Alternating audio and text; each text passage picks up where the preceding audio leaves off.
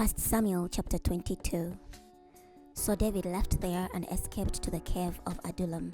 When his brothers and the rest of his father's family learned about it, they went down there to him. All those who were in trouble or owed someone money or were discontented gathered around him, and he became their leader. He had about 400 men with him. Then David went from there to Mizpah in Moab, where he said to the king of Moab, "Please let my father and mother stay with you until I know what God is going to do for me." So he had them stay with the king of Moab. They stayed with him the whole time that David was in the stronghold. Then Gad the prophet said to David, "Don't stay in the stronghold. Go to the land of Judah." So David left and went to the forest of Hereth. But Saul found out the whereabouts of David and the men who were with him. Now Saul was sitting at Gibeah under the tamarisk tree at an elevated location with his spear in hand, and all his servants stationed around him. "Listen up, you Benjaminites. Is Jesse's son giving fields and vineyards to all of you? Or is he making all of you commanders and officers?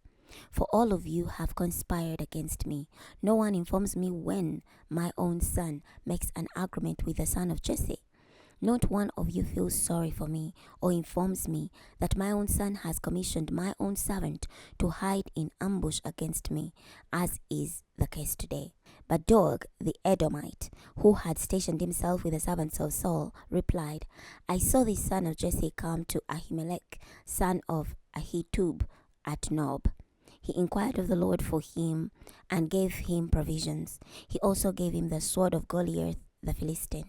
Then the king arranged for a meeting with the priest Ahimelech, son of Ahitub, and all the priests of his father's house who were at Nob. They all came to the king. Then Saul said, "Listen, son of Ahitub." He replied, "Here I am, my lord." Saul said to him, "Why have you conspired against me, you and this son of Jesse? You gave him bread and a sword and inquired of God on his behalf, so that he opposes me and waits in ambush, as is the case today." Ahimelech replied to the king, "Who among all your servants is faithful like David?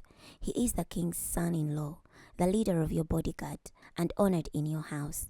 Was it just today that I began to inquire of God on his behalf? Far be it from me. The king should not accuse his servant or any of my father's house, for your servant is not aware of all this, not in the whole or in part." But the king said, "You will surely die, Ahimelech, you and all your father's house." Then the king said to the messengers who were stationed beside him, "Turn and kill the priests of the Lord, for they too have sided with David." They knew he was fleeing, but they did not inform me. But the king's servants refused to harm the priests of the Lord. Then the king said to Doeg, "You turn and strike down the priests." So Doeg the Edomite turned and struck down the priests. He killed on that day 85 men who wore the linen ephod. As for Nob, the city of the priests, he struck down with a sword men and women, children and infants, oxen, donkeys, and sheep, all with the sword. But one of the sons of Ahimelech, son of Ahitub, escaped and fled to David. His name was Abiathar. Abiathar told David that Saul had killed the priests of the Lord. Then David said to Abiathar, "I knew that day, when Doeg the Edomite was there, that he would certainly tell Saul, 'I'm guilty of all the death in your father's house. Stay with me, don't be afraid. Whoever seeks my life is seeking your life as well. You are secure with me.'" Chapter 23. They told David, "The Philistines are fighting in Keilah and are looting the threshing floors." So David asked the Lord, "Should I go and strike down these Philistines?" The Lord said to David, "Go, strike down the Philistines and deliver Keilah." But David's men said to him, "We are afraid.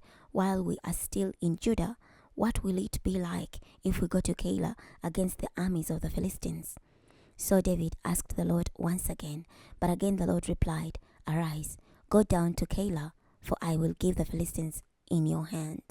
So David and his men went to Keilah and fought the Philistines. He took away their cattle and thoroughly defeated them. David delivered the inhabitants of Keilah. Now when Abiathar, son of Ahimelech, had fled to David at Keilah, he had brought with him an ephod. When Saul was told that David had come to Keilah, Saul said, God has delivered him into my hand, for he has boxed himself into a corner by entering a city with 2 barred gates. So Saul mustered all his army to go down to Keilah and besiege David and his men. When David realized that Saul was planning to harm him, he told Abiathar the priest, "Bring the ephod." Then David said, "O Lord God of Israel, your servant has clearly heard that Saul is planning to come to Keilah to destroy the city because of me. Will the leaders of Keilah deliver me into his hand? Will Saul come down as your servant has heard? O Lord God of Israel, please inform your servant." Then the Lord said, "He will come down." David asked, "Will the leaders of Keilah deliver me and my men into Saul's hand?" The Lord said, "They will deliver you over." So David and his men, who numbered about 600, set out and left Keilah. They moved around from one place to another. When told that David had escaped from Keilah, Saul called a halt to his expedition. David stayed in the strongholds that were in the desert and in the hill country of the desert of Ziph.